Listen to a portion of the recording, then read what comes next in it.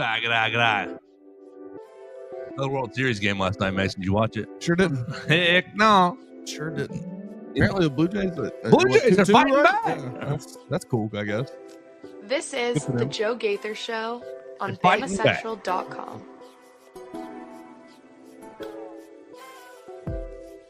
Good morning, Tuscaloosa, Internet world, West Alabama. How we doing today on Wednesday? It's Hump Day. Happy Hump Day on the Joe Gaither Show. BamaCentral, BamaCentral.com. Hope you and yours are doing well. We're live at the Derek Daniel State Farm Studios on a rainy Wednesday in Tuscaloosa. You guys can check us out on the BamaCentral YouTube channel right there on Spotify, Apple Podcasts, Amazon, wherever you get your podcasts. You can find the Joe Gaither Show on BamaCentral. We appreciate each and every one of you for subscribing, rating, reviewing the show. And lots of you are doing that lately. I really appreciate that so much. We are here with our men, Mason Woods and Zach Guffey of Strength Roofing and Siding. We're going to have a lot of fun talking about this Alabama bye week. We're going to get into some topics that are already on the BamaCentral website. Katie Wendell writing our cover today. We're going to talk about the toughest opponents left on Alabama's schedule. We'll get Zach Guffey's comments and thoughts on the South Carolina game. Alabama gutting it out 29-22. We'll talk about Frank Wilson, the LSU interim coach. Is he going to be hired full-time? We'll see. We'll talk about a lot of different things here on the Joe Gaither Show. But first, we want to thank and tell you that the program is brought to you by Strength Roofing and Siding. They're backed by 45 years of expertise and over tens of thousands of roof installs and 400 five-star reviews. Strength Roofing and Siding offers our customers the highest quality materials, fast install times, and market-leading extended warranties. Our Tuscaloosa leading roofing expert, Zach Guffey, provides expert residential roof replacement and comprehensive repair service for homeowners across all the greater Tuscaloosa area. So call Zach and his team today at 205-858-9050 for your free roof inspection. I know it's raining today, but Zach will get out to your house, rain or shine, and let you know what's going on with your roof. And with that, so we say good morning, Zach. How we doing, man? Good morning. Yeah, it's rain. It's rained the past couple of days, and it's a good opportunity. If you see something, say something, right? Absolutely. So, yeah, give us a call. We'll gladly come check it out. And I'm here in town every day, so just let me know if you see anything, and we'll be around to check you out. Absolutely, of course. And so it doesn't matter what kind of roof you have. If you are feeling like, this is smelling a little funky, or there's a spot developing, or, actually, I do have some water, you need to call Strength Roofing and Siding at 205-858-9050. Zach will come check it out. Where you been this week, man? I've been here this week. Okay.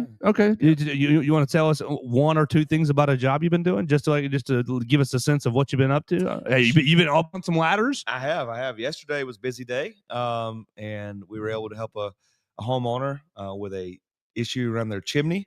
Basically, restore their chimney. It was 6 foot wide, and it was just flat on the backside. So we were able to get them a solution to push water to either side of the chimney to keep it from backing up and splashing and causing a leak. But that's some of the common areas of concern that we'll find where water's coming in, chimneys, pipe penetrations, things like that. And we'll offer like a maintenance restore.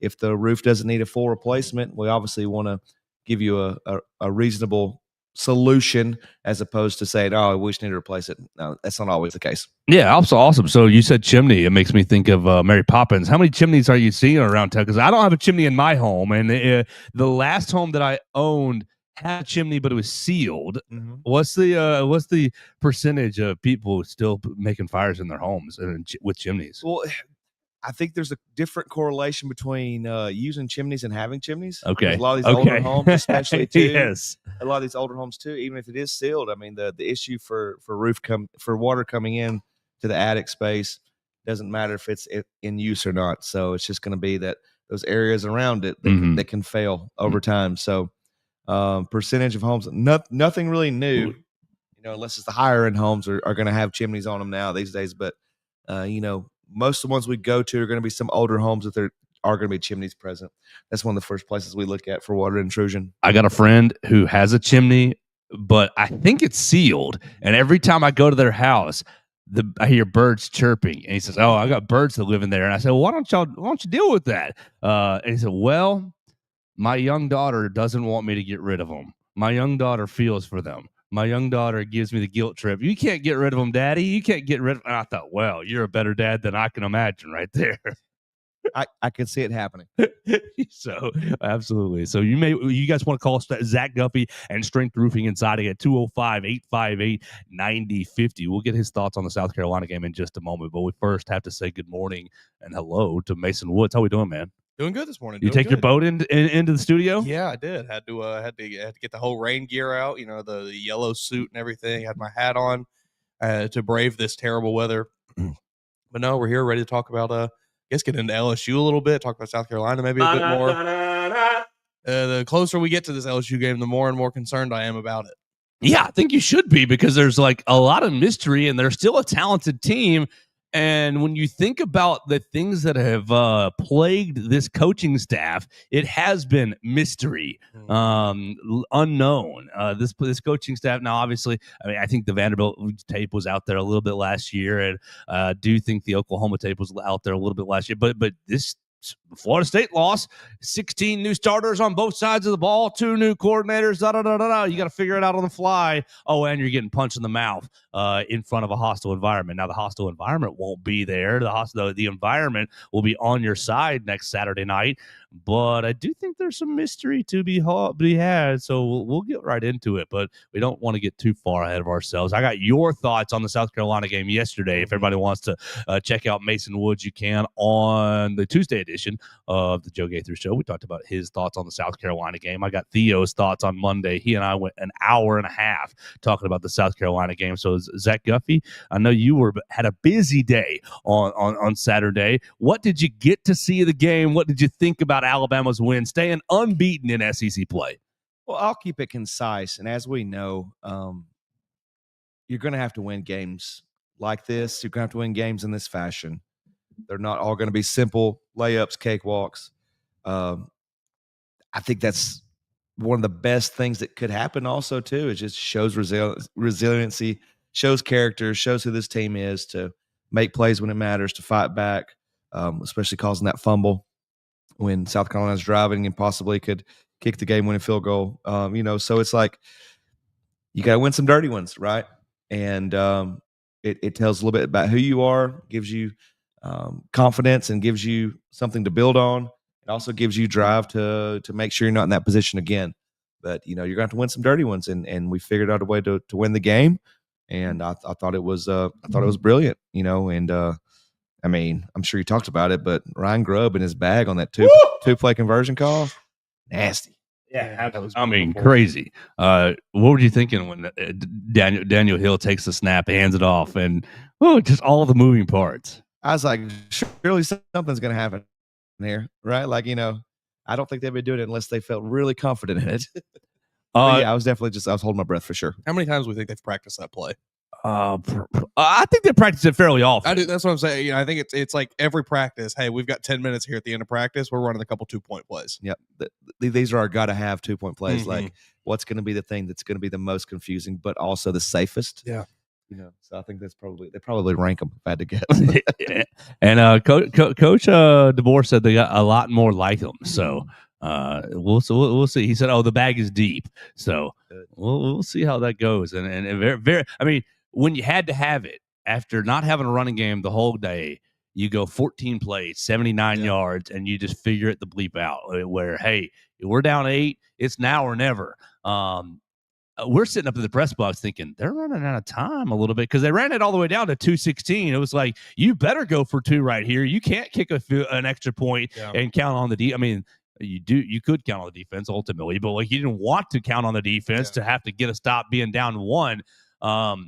Just gonads on the table right there at that point. And Ty, for being off most of a decent portion of the day, got it together. It hit some big throws. Hit a throw to Rico Scott. Hit a throw to Josh Cuevas, and really, I thought stepped up. So Ty was on the Jim Rome show yesterday. Yes, and Zach, he said that the entire day, the South Carolina, the entire game, they didn't have any sort of doubts. They didn't have any sort of, what are we going to do? We're going to lose. Now, a little bit of that might be coach speak, player speak a little bit. But his comments were, we are unbreakable. and he talked about being unbreakable. He said we did X and Y and Z in the summer. The coaches put us through all kinds of trials and tribulations in the summer. We did all kinds of team building exercises. He specifically mentioned bowling in the summer. Well, you think about it, the leader. I mean, Ty is the best talking quarterback that Alabama has had. In a long time. I'm sorry, Jalen, he's a better talker than you. And he's a better talker than Bryce and Tua, because Bryce and Tua were daggum robots up there in front of a microphone. Same with Jalen, a robot. Want to know every day. Mac was okay. I don't remember Mac really. Now and then. So maybe I'm he was. Thinking now, maybe I'm thinking more of his time in the NFL now, where he's been a little more of a character in front of the media. Maybe it wasn't quite that way at Alabama. I'm misremembering it a touch potentially, but yeah, I don't know. Ty is the most, I don't know, likable is probably the wrong word, because I have liked all personable of the quarterbacks, but yes, relatable. Like, I just feel like he's a guy you can hang out with. Like, he seems. That might be a little top-down, trickle-down effect too. Okay, yeah. Being allowed to kind of show personality. Oh, you're probably right. You're probably right. You're probably right. You're referring to Deborah instead of Saban. Yeah, you're probably right. What do you make of Ty Simpson saying we are unbreakable? We've gone through the trials, and this team is unbreakable. We didn't have any doubts on Saturday, because I think the Alabama fan base, if they're honest with themselves, started to have some doubts about the middle of the third quarter. They kicked that field goal, go up 15-14, and then the doubts really creeped in when you get the bad call on the muff punt. Well, the fan base don't have the pads on. And what he said is everything that you would want them to say. You would want them to believe wholeheartedly, right? Obviously, you got to be practical and understand, oh crap, we might be in a pickle here, if something doesn't happen, or if we don't get the 2-point conversion. But, obviously you want that mindset of, you want to manifest that everything's going to be fine and everything, you're going to figure it out. And so far, it's coming to fruition. So it's only going to build that confidence to have that mindset and mentality. It's everything that you want, and obviously, yeah, coach's kid. We've gone through the whole gamut of who Ty is and how he's going to say things, but also at the same time, that's who you want echoing those ideas to the sideline, so that people don't have doubts come in or second guess themselves and get out there and just play, because they know that if they do what they're supposed to, that it's going to work out. You know who didn't have a doubt? Who's that? President Donald J. Trump. Hey, that's what I heard. Apparently, that's what I heard. Apparently, what I just saw scrolling through the clips. He was he's abroad at the moment, and said, "Oh, roll Tide." Yeah, just off the cuff. Yeah, that's out there this morning. Many shares. Exactly, that's the daggum truth. He is a viral clip. Viral clip. What do you call it? He's one for a viral clip. And so I thought I did think that was interesting, honestly. That I guess you're paying attention to Alabama. Oh, a tough game. Didn't think that you didn't know. He's a sports fan. That's like the most relatable thing about him, I guess, is that he's a sports fan. Roll Tide. Yeah. Roll Tide. Do you think the audience, because he's in Asia, right? Japan? That's what Japan, China? I'm not sure, because that's how much I'm paying attention to it. I just want to, but do you think the audience, do you think it landed at all with the audience, or do you think it was just for us? There was some callback from the audience. Okay. Good. Yeah. Good. It sounded like I saw the clip like right before y'all both walked in. I'm watching it, and he kind of says something Alabama, and you kind of hear like a little bit of a groan from the audience, like and then he lets out the Roll Tide, and the Alabama fans kind of get loud at that moment. Okay, you hear a little bit of cheering. Well, all right, Roll Tide to you, President Donald J. Trump. Awesome. I think the South Carolina game felt a little bit like Florida State in a way where it was just a team that you didn't necessarily expect to punch you in the mouth like they did. But this is a chance, this is a situation where Alabama responded the way that we needed to see them respond, the way that they did not respond against Florida State. And that just tells me a lot about where this team's chemistry, this team's makeup right now compared to where they were week one. I know that everyone wants to continue to bring that game up, and then they'll bring up, South Carolina was bad anyway. It's like, it's kind of beside the point. I think that I don't know, that just really throughout the game, I just kept thinking like, man, this feels like that Florida State game. Hostile environment on the road, quarterbacks kind of, doing some things to you that you can't really stop. but how they responded, that was it was exactly what I wanted to see from Alabama. I feel we're good about this team. Mm-hmm. Bring up the Florida State game every single day. Sure. Yeah. Yeah, you should. Because if South Carolina doesn't go your way, if you lose 22-14 because you can't get the end zone, or 22-21 because you don't, or 22-20 because you don't make your 2-point conversion, like the online noise, the college football discourse, the college football playoff committee, the ESPNs of the world are all gonna. Well, I guess the Florida State, I guess they're not the team Caleb DeBoer does it again. Right, and they're gonna go back and talk about how bad Wisconsin is. Well, that win doesn't really matter because Wisconsin's so bad. Your non-conference schedule. Look at your non-conference schedule. It's Wisconsin, it's ULM, it's Eastern Illinois, and Florida State. So you got 4 bad teams on there. You lost to one of them as soon as you let down. That we can't trust this team. I think the win over there raises the trust level by 2 or 3 notches in this team. That when it gets hairy, they're gonna find a way to win, Zach. And like I said earlier, that's you're gonna have to win games like that if you want to put together a season that's going to be memorable, right? So you got to win some sloppy ones. You got to get out of the fire a little bit. You've got to find a way to win, and that's been kind of the instance. You can find a example for each of the most successful years we've had. That there was a win that was looking rough, and there was a game that was questionable towards the end. You found a way to win, right? So let me get your thoughts on something that happened on Sunday with this team. If you're following online, you saw on Sunday these guys get back, and it's the start of a bye week. So you think maybe they're going to go do the movies, they're going to go with their girlfriends, go back home, whatever they can, because they were off Sunday, Monday, Tuesday. They are back at practice today for the first time.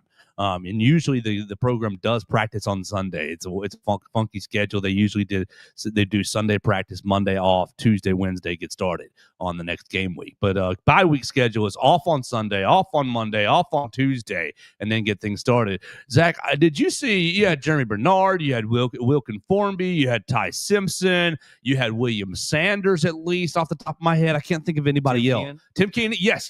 Good. Tim Keenan was involved as well in Bryant-Denny Stadium, hosting a student worship night, calling it Audience of One. Got a band up there playing contemporary worship, and all those guys got up there and basically told their testimonies, trying to encourage the student body that was in attendance. Well, I mean, I think that's pretty unique.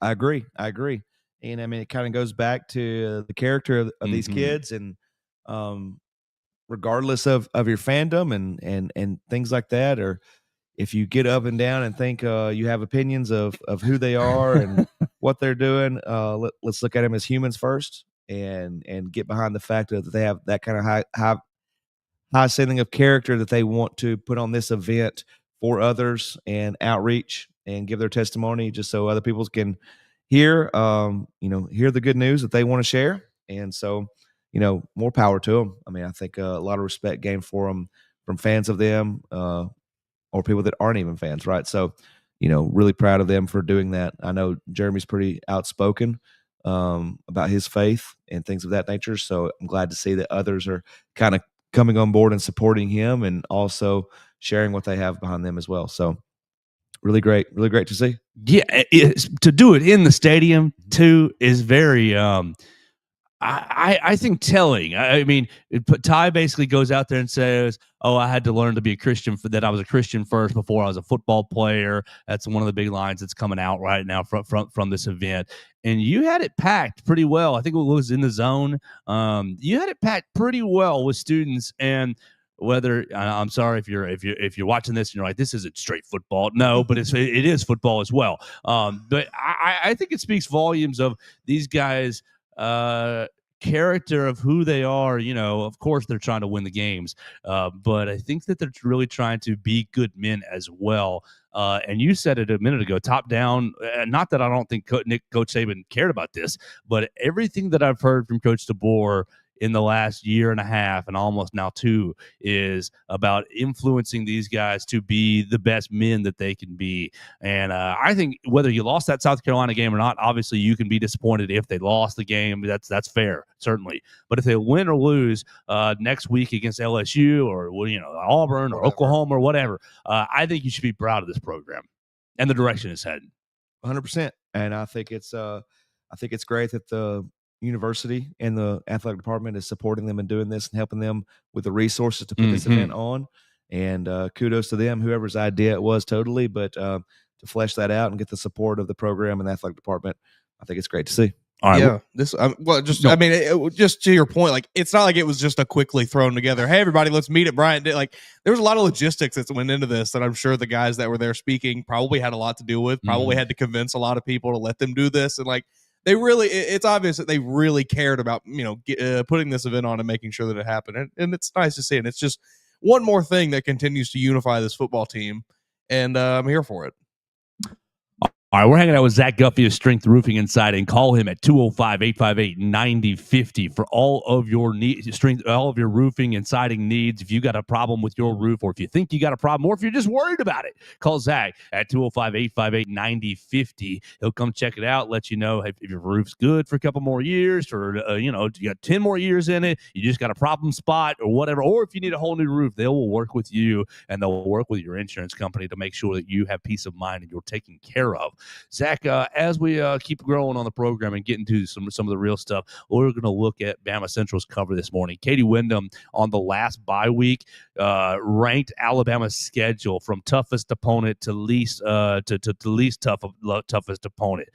She has retaken up that task because it's the second bye week. Praise the Lord for 2 bye weeks in a season. Greatest change in college football over the last 5 years.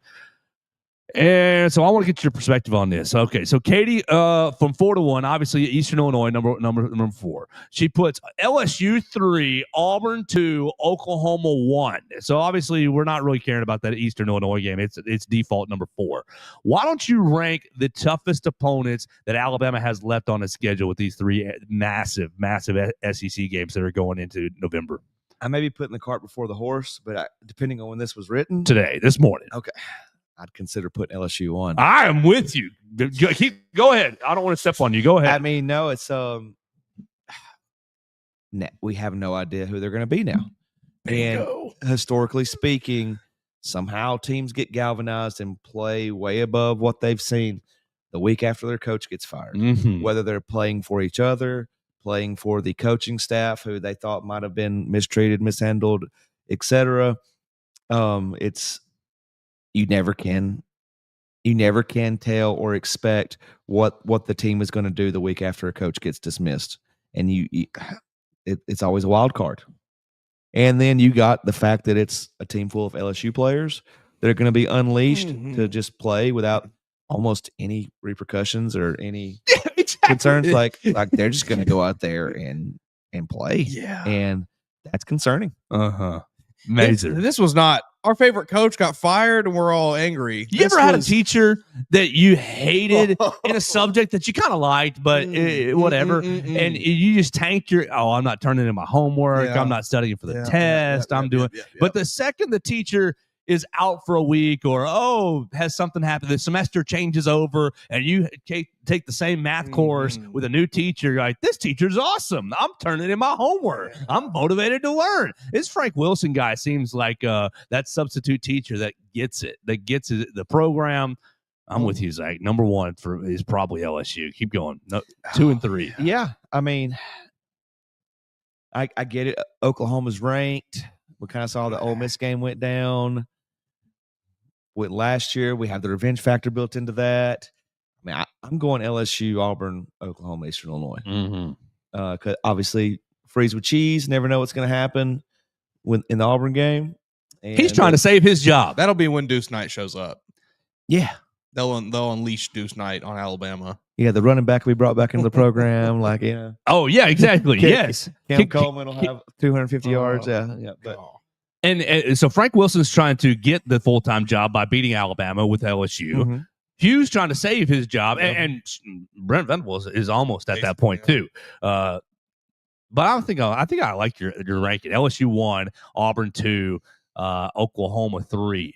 I think you could make an argument for Auburn 1. I'm sorry, Miss Katie. I think you're really great, and I think you're really smart. But I don't think Oklahoma is the toughest team left on this schedule, just circumstantially. Let's bring it back. Sorry, Mason. Let's bring it back around. What's old is new again. I mean, the Alabama game is a litmus test for every coach, every program in the country. Seems like again, and same soup, just reheated.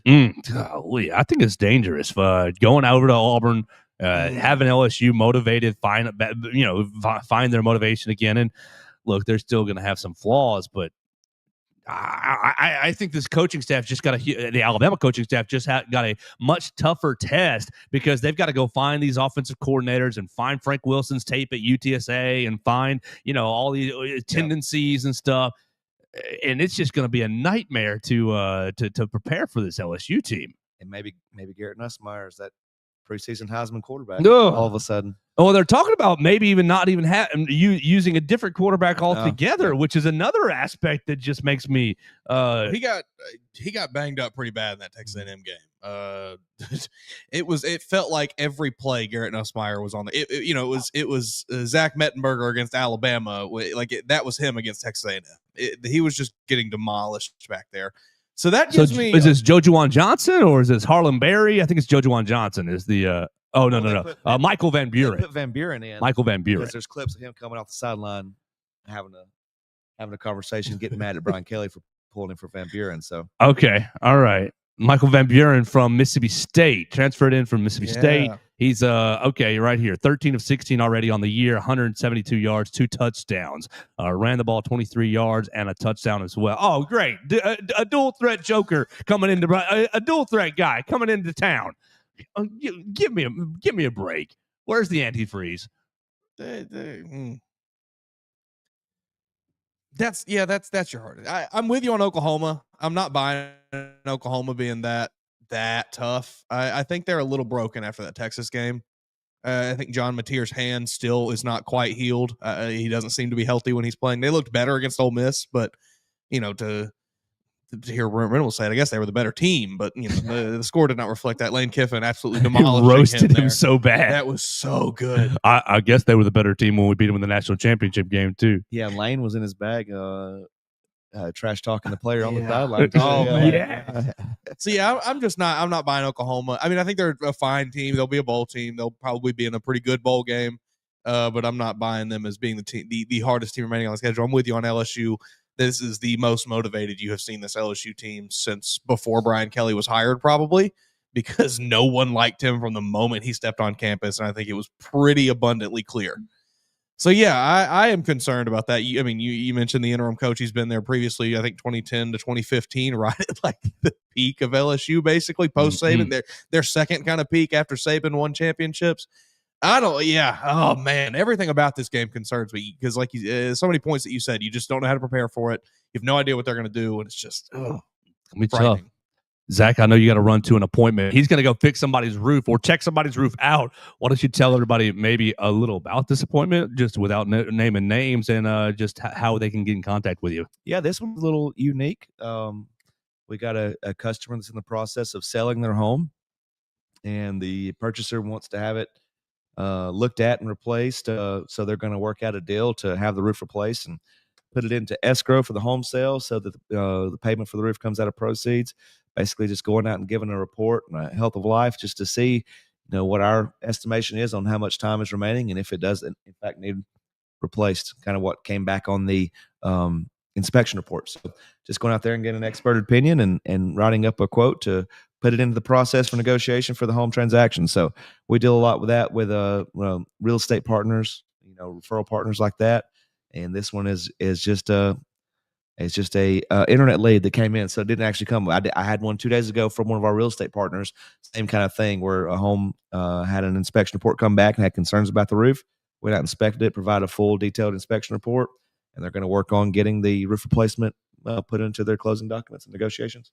That's cool. So I know I got a lot of realtors that follow me and watch the show. If you are looking for a roofing company for your clients, call Strength Roofing and Siding, 205-858-9050. Zach will come help you make your sale. That's right. Get it over the finish line. you're down to the 1 yard line. Let me be Caden Proctor. There you go. Line, right? That's right. That's right. Zach, I appreciate your time, man. Love you so Thanks, much. yeah, We're going to see you next week before this LSU game. And I know you're going to go out about 10, 15 more roof in the meantime. That's it. And I'll give you the success stories only. There you go. Exactly. That's right. That's what we want right here on the Joe Gaither Show. It's Zach Guffey of Strength Roofing and Siding. We really, really appreciate him hanging out with us. Call him 205-858-9050. He's going to be out to your house. He's going to let you know how your roof is doing, let you know if you need a replacement, just a small repair, or if you're good. Look, if you just call him, it doesn't mean that you're buying a roof. It doesn't mean that you're committed to making some big old change in your house. It will give you some peace of mind. So I really, really appreciate Zach Guffey, and I know that he's going to go out on this rainy day, so it doesn't really matter what the weather is. They're going to get out and see you guys at Strength Roofing and Siding. They're going to come find you in Alabama or in Mississippi. So we appreciate those guys so much for sponsoring the program. I really encourage you to call them. You can find their website. It's in our show story each and every day. Strength Roofing and Siding. I want to make sure that of what it is. Strength Roofing and Siding, what their website actually is. My Google is doing something so funny.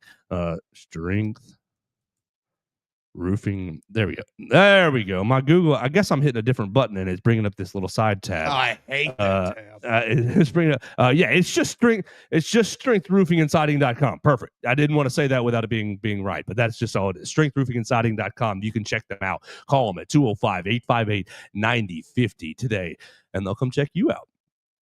All right, Mason.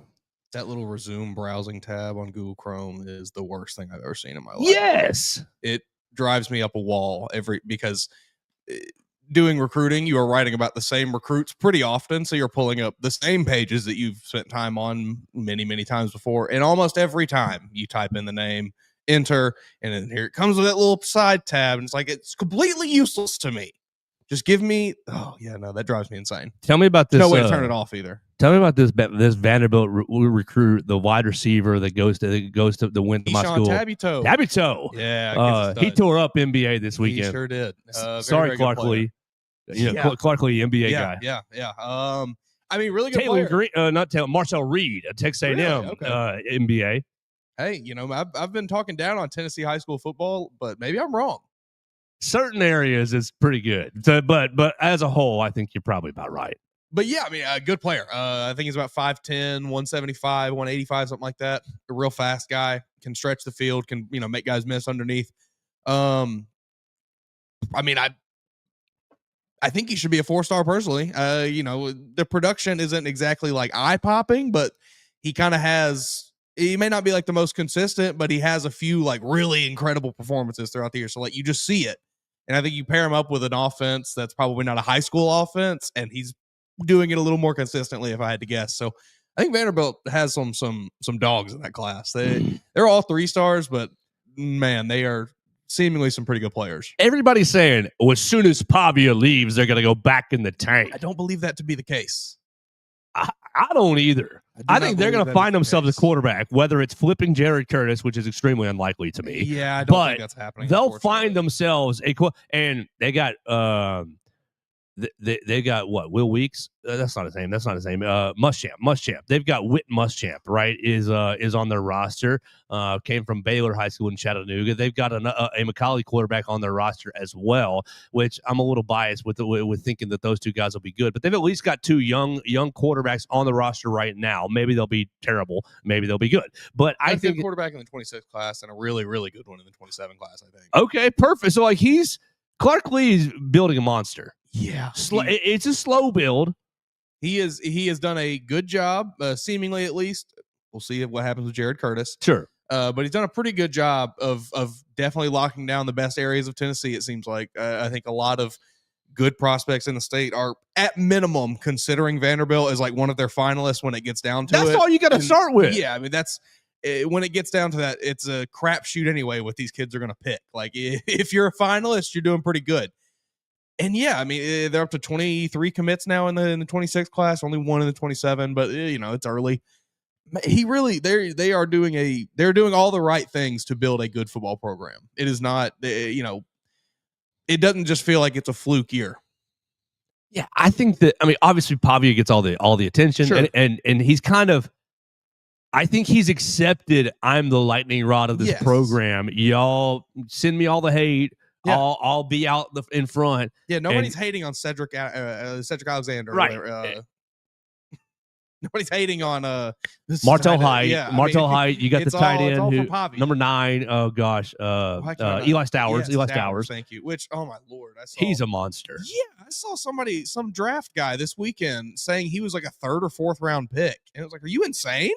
I know that he's getting drafted at 24. Is not the most insane this season. He's not like I don't even know. I don't know what the stats are exactly, but I don't think he's a. He might be early 2nd round. But yeah, that's my thing. Is like he's a day 2 at the latest. Yeah, early 2nd round is probably where.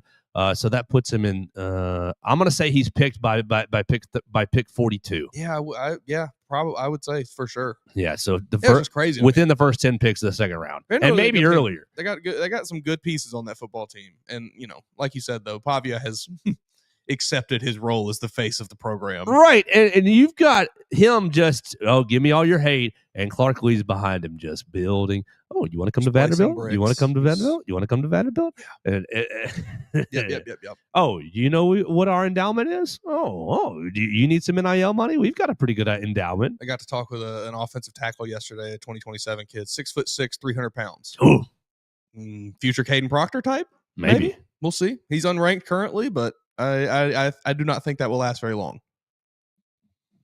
Watch out. They're making these kids bigger and bigger. Follow Mason Woods, MA_Woods_ on the Twitter machine. His Twitter is a fire hose of recruiting for Alabama. Alabama first, guys. Come on now. Follow him for Alabama. For Alabama news, Vanderbilt, Missouri, and Boston College. A fire hose following what those 4 programs are doing on the football and basketball, a little bit of baseball side of things as well.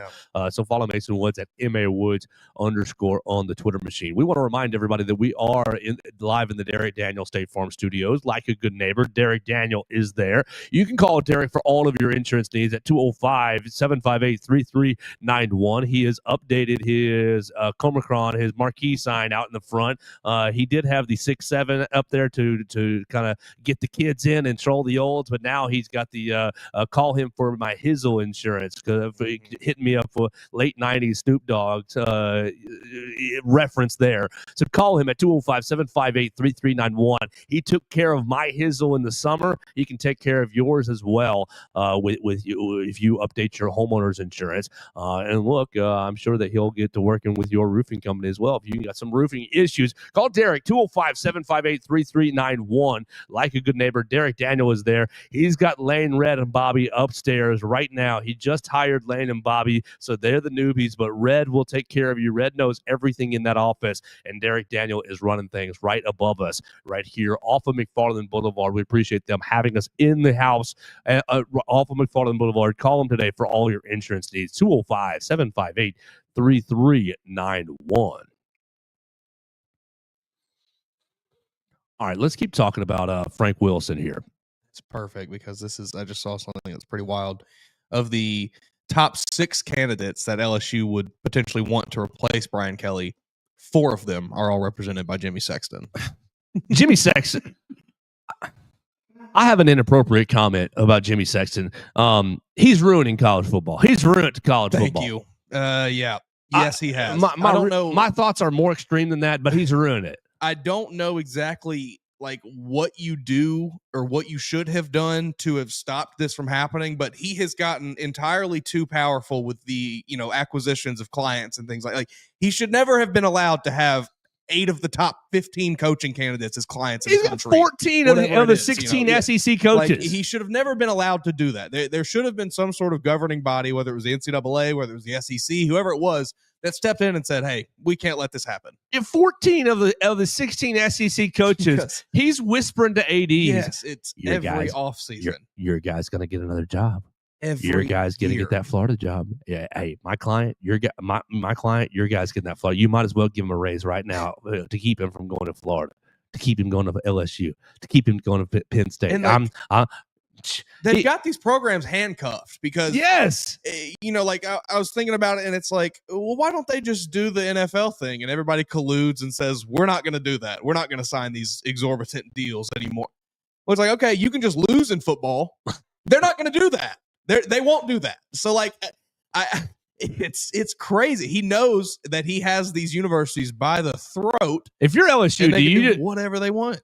I got a buddy who I love who has let me know that the age of the unicorn coach is over, and basically said that if you're LSU, you need to hire just random coordinator X, Y, or Z for cheap money, and take all your money into NIL and into other resources and into marketing, and just keep churning these random coordinator XYZs out until you find a guy who can, who is the one, right? Instead of, because how much money, bro? I saw Brian Kelly $20K a day or something like that. I don't hate that. I didn't refute him. I didn't refute him, but I thought they're not going to do that. They won't do that because they lose entirely. They don't have enough guts for it. Yeah, they don't have the gall to do that. But it's kind of the way to do it now, right? Well, because everybody's chasing. We want Nick Saban. We want. It's not going to happen. And not Nick himself, but like the next Nick Saban. We want somebody who's going to run the program, CEO, who's going to whip everybody into shape and win all these games and recruit his tail off and work 140 hours a week. Whatever the case may be. Signetti. Hey, well, Indiana's paying for it. Indiana bucked up the money for it. Talking to a friend of mine the other day, who do you think's going to get Kurt Signetti? I said, nobody. He's not leaving Indiana. Not anymore. There's not a chance he leaves. That's why they reworked the contract. He is getting paid, $13 million a year to coach somewhere that has zero expectations. He could go 0-12 next year, and he's still keeping that job. Kurt Signetti's agent is not Jimmy Sexton. It's Andrew Golden. So good great. For Andrew Golden. Great job. Andrew Golden working himself a brand new contract at Indiana earlier in the summer. Let's see. 8 years, $92 million for Kirk Signetti, $93 million, approximately 10.5, 11.5 a year. So he's set. Yeah. Why would you ever leave? You have given them more joy in football than those fans have experienced in the entirety of that program's existence. And he can look himself in the mirror and go, I did that. Bingo. It's kind of like the Dabo thing at Clemson. It's like, and admittedly now it looks like maybe they could be splitting at some point, but forever it was like, why would he ever leave Clemson? That's his baby. And Kurt Signetti in Indiana, that's his baby. Like, he's not leaving. So yeah, man. So yesterday, Frank Wilson's up on the press on the podium on the diocese, and given the state of the program and how much he's appreciative of the opportunity. And I'm a Louisiana guy, and it means so much. And first thing I'll ask you about is guys like Ryan Clark, and Ryan Clark specifically going onto the Twitter machine saying the church doors are back open, and it's like, okay, guy, calm down just a little bit. But apparently, Brian Kelly was all these alums, they can't come back. They can't be here. And on day number 1, Frank Wilson says, all you alums, y'all come in here and open door policy, it seems like. I know that Coach DeBoer has pretty much carried through the Saban open door policy. I don't know if it's exactly 1-to-1, the same, but it seems pretty close, at least. A whole lot of former players. Right. What do you make of these former LSU players really rallying online and being like, oh, Frank Wilson, the culture's back, everything's LSU, go Tigers? It just continues to show that Brian Kelly was never a good fit there. I don't know who made that decision. I do know who made that decision. It was the guy from Texas Scott A&M Woodward that had also hired Jimbo Fisher, and Scott Woodward. paying him still. Don't know how he still has a job. But like, I just can't fathom how anybody had ever, at any point, ever thought, oh yeah, that guy's going to work at LSU. You got to be a specific kind of guy to work at LSU. I don't know. You got to be born in New Orleans, and you got to play at Nicholls State, like Frank Wilson was. Yeah, I think it just shows. First head coaching job at Perry Walker High School in New Orleans, Louisiana. He gets it. He just gets it. Why don't they just hire him? Because they're dumb, and he's not a splashy name. If he beats Alabama, they will. They will.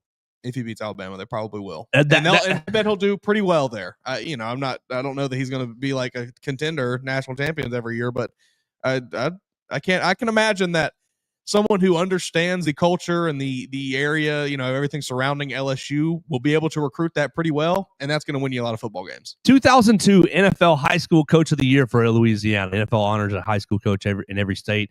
He was honored. Nike Coach of the Year finalist in 2002. This is high school. Yeah. Perry Walker, at Perry Walker, Wilson had 22 players signed Division I scholarships. So pretty good little team. Spent 3 years of assistant at Edna Carr High School from 97 to 2000. Edna Carr High School is in the New Orleans parish. Is one of the parishes in New Orleans. He knows what gumbo tastes like. Yes, he does. Brian Kelly never did learn. I don't believe he knows what barbecue burn ends taste like. I'll tell you that much. But the man did not learn what brisket, what crawfish tastes like, what gumbo tastes like.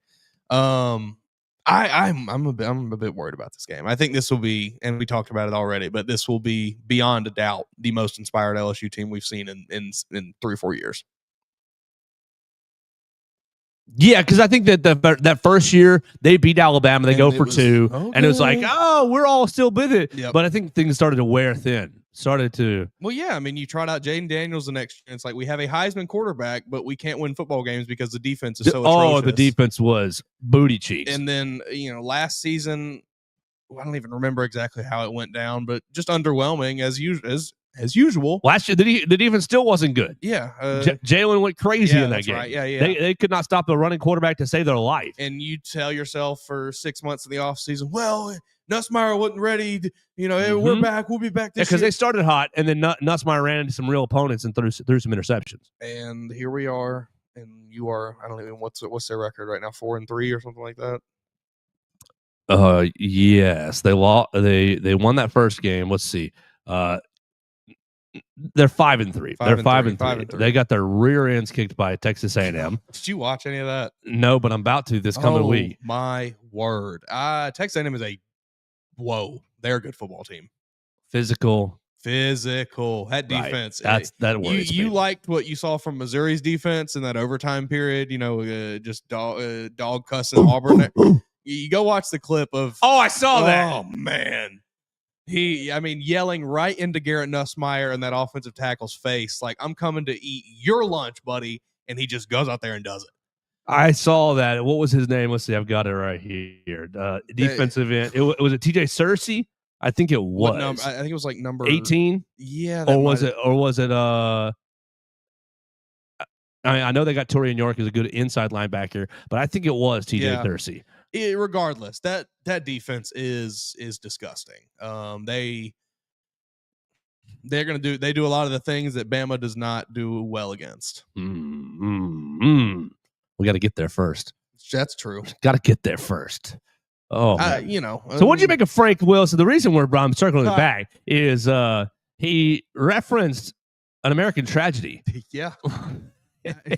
I don't know a better way to say it, but Pearl Harbor was just a very, very, very difficult day, a horrible day, a tragic day in America, sucked us into World War II, but basically said, you guys know, you guys remember when Pearl Harbor happened and they had those sirens and everybody rallied to the sirens and everybody rallied around and built things up.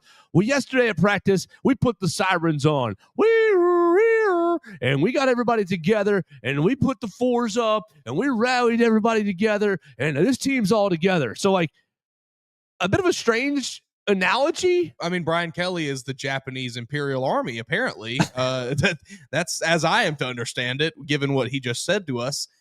And I don't think he's all that wrong, if we're being honest. I think that's essentially the role that Brian Kelly took within this LSU football program of, I am the kamikaze pilot here to destroy everything that was built up through this kind of weird Edward Run era. Hold that tiger. They'd love to have him back. Defensive line coach, they would. They'd be so happy if he was our coach right now, head coach. Yeah, but if that happened, he needs some coordinators. Right. Go get Joe Brady back. That's right. That's what they need to do. Joe Brady's still at Buffalo, he's the right? Titans. Let him coach the Titans. Tighten up. I'll take him on the Titans. I would too. Saw some more people trying to get who's on the hot board. It's still Mike McCarthy, which disgusts me. I hate it. That's recycle. Yeah, That's I recycled hate garbage. that. I saw someone. He throw won a Steve Super Bowl Sarkisian in out there. That's not 2010. happening. Wasn't it 2010 that they won Super Bowl? That sounds right. That's 15 that sounds bleeping right. years ago. Yeah, but hey, he put Aaron Rodgers through his quarterback school, and he taught him how to be a quarterback. Yeah, no, I'm not. I don't like that. That must have happened in 2007. So like almost 20 years ago. He did win back-to-back. He did win 12 games back-to-back years in Dallas. You know, the NFC East is a terrible division. It is traditionally a terrible division. You get one good team and 3 stinkers, and they just rotate who plays what role. Which is the one good team? Yeah. Philly's played the one good team over the last couple of years, and 3 stinkers right now: Giants, Commanders, and Cowboys. The NFC Beast is kind of back. You know, I mean, No. the Commies and Cowboys are both pretty decent this year. The Commanders are terrible. The Commanders are not good. They didn't have Jaden Daniels last night or Monday night. Bears beat them with Jaden Daniels, and the Bears are not good. That was a weird game anyway. Yeah, we got screwed. The officials tried to give it to the Commanders all over the place. But yeah, no, don't hire Mike McCarthy, please. Don't make me watch that. No, it's just going to be we're just going to be back. The in tape same is spot out 2 years on from him. now.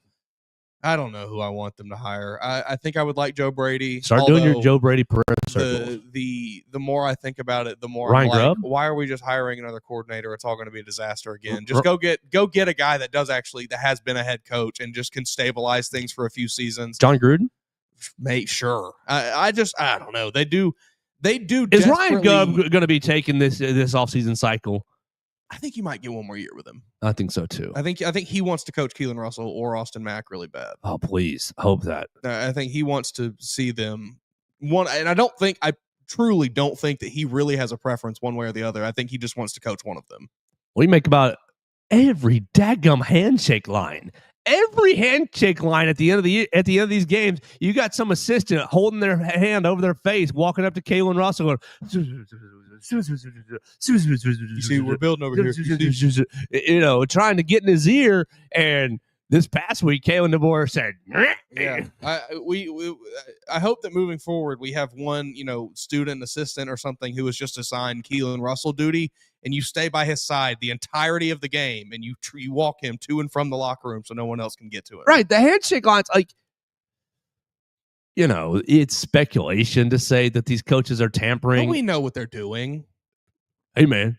We saw how close that was. We need a quarterback next year. Yeah. We need a quarterback. Sellers is going to the draft. Yeah. Sellers, come on. And look, I'm not going to sit here and act like there's probably not Alabama coaches doing that to other teams' players too. Like that probably is happening. But just like let's protect them.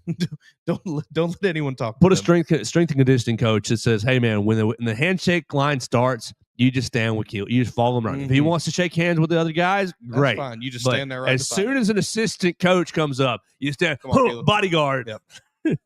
Yeah. Because Coach DeBoer yanked him. He said, And you can see the little death glare he gave that coach too, of like, gave him a little look. I think DeBoer's got it just a touch of that intimidation. Not even like him being a scary guy, but just a touch of that, like, I could tap into something that I don't think I have. His emotional control, I think, is extremely high. Yeah, I agree. And which is something I love, because that's something I really dislike about Shane Beamer. I think his emotional control is very, very low. But I think Coach DeBoer knows, I'm the CEO here. I need to maintain calm. I need to keep the peace and keep the the level-headedness in this program. But sometimes it's, you jumped off sides again. When James Smith jumped off sides before the Deontay Lawson fumble, Coach DeBoer ripped his rear end on the sideline. I don't know if it came up on the TV copy, but they pulled him off, and he was, how could you? It's such a crucial moment, crucial time. Put your head on straight. We need to stop. And next play, obviously Deontay saves his bacon, but like, you went from 2nd and 8 to 2nd and 3 off a dumb mental mistake, and Coach DeBoer was right in his face. So, like, I do think he's got it. So, people talked about the players. The players have talked about Coach DeBoer. Oh, we've seen him be a fire guy. We asked him about the Tennessee walkout when he smacked the stanchion of the goalpost and was getting all fired up. They're like, well, we see that all the time. We don't see it because I think Coach DeBoer is very emotionally controlled. It's like, hey, at practice, I'll get it in your face and tell you guys to gosh darn it, because he reportedly doesn't curse. But That's what they say. He's gosh darn it, you got to get your head in the game. I feel like maybe there's some lip reading on the sideline that would tell us otherwise, but I don't know. Maybe. Just speaking of coaches, and let's start to wrap this bad boy up. You saw, or maybe you didn't see, that Nick Sheridan and Ryan Grubb were on a field trip this past week. I desperately need to see about a 30-minute YouTube video. Please, I will watch it over and over again. I mean, I'll watch it 100 times. I will give you 1 million views, John Gruden. Please. He goes to those two coaches go to see Coach Gruden, and they bring him a little goodie box. He goes, "What's in this thing?" And they go, "Oh, we actually don't even know." But they said it's pretty good. And he starts to open it up. Two visors. It was two Alabama visors. I think it was the black hoodie. The iconic black hoodie that you cannot buy anywhere. They've got them stashed there at the facility. They got 200 just put away. You think as Kalen special DeBoer's gift. just got a closet of them? Or you think it's the same one every weekend? Surely he's got 3 or 4. I bet he's got 12. Yeah, one for every game. One for every game, and he retires one every week. That Florida State one he burned. He said, he was wearing a polo. That's right. He wasn't wearing it. Yeah, it was the noise of the program. Yeah. The online coach got to dress better. To him, yeah, and he wore polo out there and wasn't himself. That genuinely is a really good example, I think, of what we've talked about on the show before, where I think a lot of Alabama fans forget that, hey, this is still his first giant job. He's learning. He is actively learning how to navigate this situation. And that's a good example of it, of hey, he caved a little bit to listen to what people had to say, I think. Coach didn't look good on the sidelines. We need him in a polo. You know what? F that. I'm going to do my own thing and be Kalen DeBoer. And it's worked out for him. Yeah. I'm with you there.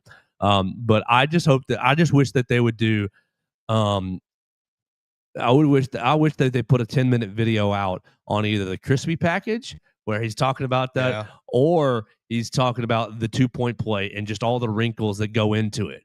But what I really think is going on at that field trip is John Gruden is, hey man, why can't we run the ball? Why can't we run the ball? Let's look at all these running plays. Yeah. And I bet you they did a little self-scout because really, from a practical standpoint, yes, it's cool for the social medias. Sure. But I think that they went to Coach Gruden to a lot of hear information to be gleaned. Yes, to hear his thoughts on the offense. Hey, here's what your tendencies are, buddy. Here's what I see when I'm watching your offense. You may want to consider X or Y or Z. You may be doing too much of A or B or not enough of C. I think there's some serious self-scout going on right there. And of course, it looks good on social media to have all those guys, shaking hands and have that little introduction. Let's get to work, man. Let's get to work. I think there's some self-scout going on. Yeah, I think it's just really good to bring in an outside opinion, one that is unbiased, like John Gruden in this case, where the man just spends 18 hours a day doing nothing but watching tape from various teams. That's all he cares about is just watching football and breaking it down. So you probably, maybe they feel that things were getting a little stale in just their own meeting rooms together. So it's let's just bring in one outside voice to give us a little perspective here. Mm-hmm. Yeah, for sure. All right, Mason, you got anything else for the rest of the day? Any other topics that are burning in your heart? It's okay if you don't. I don't believe I just didn't want to cut you off. No, I think I'm good. All right, so what we're going to do for the rest of the day, we're about to get out of here, but on the BamaCentral YouTube channel, you'll be able to see the Frank Wilson time on the SEC Coaches Teleconference. It starts at 10 a.m., so it'll be up about 10:12, 10:15. Then we'll have Coach DeBoer at 11:30. We've got ourselves a little game plan in our chats. I think most of us are going to ask Coach DeBoer a question. I'm going to try to ask him about the interior offensive line in the running game, because you've heard me the last show and a half just be flabbergasted at the results so far. So I think I'm going to ask him about the running game, specifically about the interior offensive line, guard to guard. So I'll ask him about that. We'll get an update on Isaiah Horton. We'll get an update on Gino Vandermark. We'll get an update on Lazier Brooks, because those three guys, Lazier and Vandermark, didn't play. Horton played for about a half and sat on the sidelines in the second half. So we'll get an update on those guys' injuries on the teleconference. You'll be able to see that on the BamaCentral homepage right there, Alabama Crimson Tide on SI. That'll be the next 2 days. Thursday, Mason, if you're bored, Thursday at noon, we're going to have players in the Malmore Athletic Facility for the first time this week. Katie's going to be out, but we'll have myself, Hunter, and Will. And if you're bored, you can come join us. If you're not, no big deal. But we'll have players on the Thursday on Thursday on the YouTube channel. We'll get their thoughts on the South Carolina game, on the coaching change, and on the what the LSU game means to them, what they've been doing on the bye week. Well, we've been grinding, just taking it one by one, recovering. So we'll get players on Thursday. We'll have a Friday edition of the show and really start to set you up. Monday's bleeping huge because Monday, I'm going to spend the rest of the day, Mason, trying to sing a song. And so we can put it out on Monday, because Monday the men and women play in Coleman Coliseum. If you don't have plans, look, I don't care who's playing on Monday Night Football. It doesn't matter. I'll just tell you just so I can make this sound decent. Monday Night Football this week is scroll all the way down. Cardinals Cowboys. Nobody you're interested in. Are there any Alabama players? Trayvon Diggs, maybe, but I don't know anybody else really on the Cardinals and Cowboys that really stand out to me. Tyler Booker, Cowboys. Yeah. But you've got that. Skip it. Skip Monday Night Football. Get into Coleman Coliseum. You get a double feature. Women are going to play before. Men are going to play after. Double feature. The men's and women's basketball team starts on Monday. So, go ahead and start making your plans. Do the family thing this weekend. Get your honey-do list things going on. But Monday night, hey, baby, we're going to Coleman Coliseum. Hey, family, we're going to Coliseum. Get your boys. Hey, guys, we ain't watching Monday Night Football at Bar XYZ. Let's go to Coleman Coliseum. You can keep up with your fantasy football scores on your phone. They got Wi-Fi in Coleman Coliseum. Get ready for a double feature on Monday. So I'm probably going to spend the rest of the days trying to sing a song, doing these teleconferences, and watching Alabama's game against Furman, their scrimmage from Sunday that Theo told you about on Monday's episode, because I know it's on ESPN Plus, and I'm pretty sure it's still on YouTube. So there's a lot to get into for the rest of the week. It's a bye week, but there's a lot to get into. We've had a lot of fun with Zach Guffey of Strength Roofing and Siding. Make sure you call Zach at 205-858-9050 for all of your roofing and siding needs. He's going to come out there, rain or shine, check out your roof. Call Derek Daniel for all of your insurance needs, 205-758-3391. Home insurance, life insurance, auto insurance. Look, it's raining outside today. I hope you got good car insurance, because the drivers are always crazy in Tuscaloosa. They're probably crazy where you live as well. Call Derek for all of your insurance needs, 205-758-3391. Call us on the voicemail line, 205-462-7340, extension 800. Mason, I'll leave you with this. We had a lot of comments on our YouTube channel for players that they would add to this team. We got a Derrick Henry. We did get a Chance Warmack and Jonathan Allen. Maybe somebody watched the show and chimed in and agreed with us. That's 1980 Jeremiah T. We got Derek Thomas. Oh, my gosh. Everybody talking about Will Anderson. Yeah. Give me Derek Thomas, please.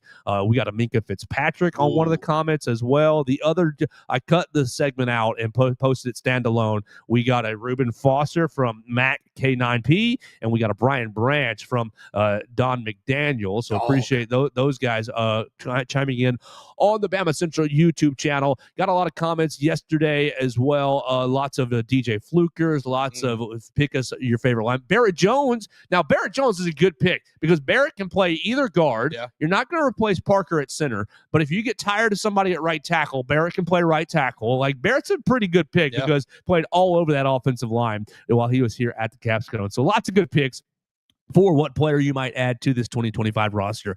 I appreciate everybody commenting on the show wherever you find the show, on the BamaCentral YouTube channel, on Twitter at Joe Gaither 6, on the BamaCentral Facebook page, really everywhere you can find it on the podcast platforms, Apple Podcasts, Amazon, Spotify. Call us on the voicemail line, 205-462-7340, extension 800, and we will talk to you tomorrow right here on BamaCentral, BamaCentral.com.